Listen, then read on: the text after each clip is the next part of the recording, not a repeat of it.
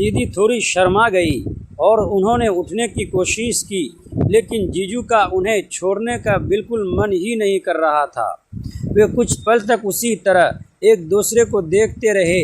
दीदी का दिल धड़क रहा था और वे शर्माते हुए चुपचाप जीजू के सीने पर टिकी रही। दोस्तों, बहुत ही रोमांचक कहानी है, पूरा सुनिएगा ज़रूर। दोस्तों, वीडियो में आगे बढ़ने से पहले एक छोटा सा रिक्वेस्ट है कि वीडियो को लाइक और हमारे चैनल को सब्सक्राइब कीजिएगा और प्यारा सा कमेंट भी ज़रूर कर दीजिएगा। दोस्तों, चलते हैं आज की कहानी की तरफ। आखिरकार थोड़ी देर बाद दीदी मन मन में मुस्कुराती हुई धीरे से उठकर बैठी और अपने बिखरे बालों को संभालते हुए फिर से मालिश करने लगी। कुछ मिनटों के बाद जीजू ने कहा कि अब वे काफ़ी थक गई होगी और उन्हें भी थोड़ा आराम कर लेना चाहिए। इसके बाद जीजू उठे और उन्होंने दीदी को लेटने को कहा। अब बारी जीजू की थी। जीजू ने दीदी के पैरों में सरसों का तेल लगाना शुरू किया। वे बहुत ही ध्यान और प्यार से दीदी के पैरों की मालिश करने लगे ताकि उनकी दिन भर की थकान उतर जाए। एक दूसरे का ख्याल रखने का ये तरीका कितना अनोखा और प्यारा था, यह मैं पहली बार इतने करीब से देख रही थी। लेकिन मालिश करते करते जीजू के हाथों में भी बहुत सारा तेल लग चुका था। जीजू थोड़ा झुककर दीदी के पैरों पर जोर देने लगे। तभी चिकनाहट के कारण जीजू का हाथ भी बुरी तरह फिसल गया। जीजू खुद को संभाल नहीं पाए और सीधे दीदी के ऊपर ही जा गिरे। जीजू के अचानक इस तरह गिरने से दीदी के मुंह से एकदम से निकला, हाय दैया, कमर तोड़ डाली मेरी दीदी की। ये बात सुनते ही जीजू का चेहरा देखने के लायक हो गया। वे घबरा भी गए थे और साथ ही अपनी इस अजीब सी हरकत पर उन्हें हंसी भी आ रही थी। जीजू तुरंत उठ खड़े हुए, लेकिन उसी हड़बड़ी में तेल की शीशी उनके हाथ से छूट गई और उसका सारा सरसों का तेल झलक कर दीदी की पीठ और कपड़ों पर जा गिरा। जीजू का चेहरा अब पूरी तरह से उड़ गया था। वे एक तरफ तो दीदी के कमर दर्द की चिंता कर रहे थे और दूसरी तरफ पीठ पर फैले तेल को देखकर घबरा रहे थे।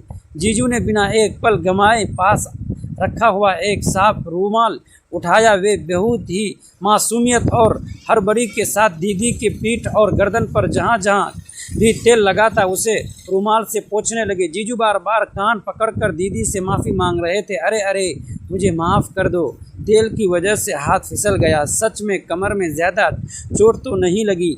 सॉरी दीदी, जो पहले अपनी कमर पकड़कर बैठी थी। जीजू का इतना घबराया हुआ और मासूम चेहरा देखकर अपनी हंसी रोक नहीं पाई।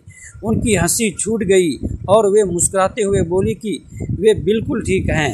मैं जो यह सब दरवाजे के पीछे छिपकर देख रही थी, मेरी भी हंसी छूटने ही वाली थी कि मैंने तुरंत अपने मुंह पर हाथ रख लिया। जीजू दीदी की पीठ से तेल साफ करते जा रहे थे और बार बार उनसे पूछ रहे थे कि कहीं ज़्यादा दर्द तो नहीं हो रहा, जबकि दीदी जीजू की इस मासूमियत और हड़बड़ी पर मुस्कुराई जा रही थी। एक छोटी सी फिसलने की घटना और तेल गिरने के ड्रामे में उन दोनों के बीच के माहौल को इतना खुशनुमा, रोमांचक और मीठा बना दिया था कि देखने वाला बस देखता ही रह जाए। आखिरकार जीजू ने रुमाल से सारा तेल अच्छे से साफ कर दिया और राहत की सांस ली। दीदी ने मुस्कुराते हुए जीजू का हाथ थामा और कहा कि उन्हें अब कोई शिकायत नहीं है। उन दोनों को इस तरह हंसते, शर्माते और एक दूसरे की परवाह करते देखकर मुझे एहसास हुआ कि सच्चा प्यार सिर्फ बड़ी बड़ी बातों में नहीं होता है, बल्कि ऐसी छोटी छोटी मीठी नोक झोंक, गलतियों पर हंस देने और एक दूसरे का ख्याल रखने में होता है। मैं चुपचाप वहाँ से पीछे हट गई और मुस्कुराते हुए अपने कमरे में वापस आ गई। लेकिन उस दोपहर का वह दृश्य, सरसों के तेल की महक, जीजू का फिसल कर गिरना, दीदी को वह हाय दैया कहना और दोनों का खिलखिलाती मुस्कान हमेशा के लिए मेरे दिल में एक प्यारी सी याद बनकर बस गई।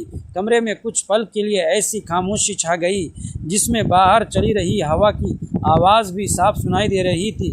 खिड़की के पर्दे धीरे धीरे हिल रहे थे और कमरे में शाम की हल्की सुनहरी रोशनी फैल रही थी। आखिरकार थोड़ी देर बाद दीदी मन मन में मुस्कुराती हुई धीरे से उठकर बैठी। उन्होंने अपने बिखरे बालों को संभाला और बिना कुछ कहे फिर से मालिश करने लगी। जीजू ने उनकी तरफ देखा और हल्की मुस्कान के साथ बोले, तुम्हें इतनी जल्दी जाने की क्या ज़रूरत थी? दीदी ने उनकी बात अनसुनी करने का नाटक किया। चुपचाप लेटे रहिए, अगर मालिश करवानी है तो ज़्यादा बातें मत कीजिए। अच्छा जी, जीजू ने हंसते हुए कहा, आज तो बड़ी हुकूमत चल रही है। दीदी ने पहली बार उनकी तरफ देखा और मुस्कुराकर बोली, हुकूमत नहीं चला रही हूँ, बस आपकी सेवा कर रही हूँ। सेवा? जीजू ने भैं उठाई। इतनी नाराज़ होकर दीदी के हाथ एक पल के लिए रुक गए। मैं नाराज़ नहीं हूँ, तो फिर सुबह से मुझसे ठीक से बात क्यों नहीं कर रही थी? इस सवाल ने दीदी की मुस्कान छीन ली।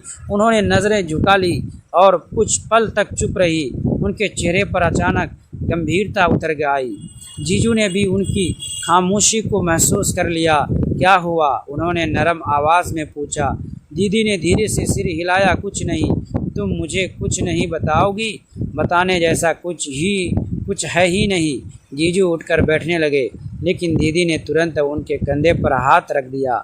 दोस्तों, ऐसे ही कहानी सुनने के लिए प्लीज़ हमारे चैनल को सब्सक्राइब ज़रूर कीजिएगा। वीडियो को लाइक और प्यारा सा कमेंट भी कर दीजिएगा।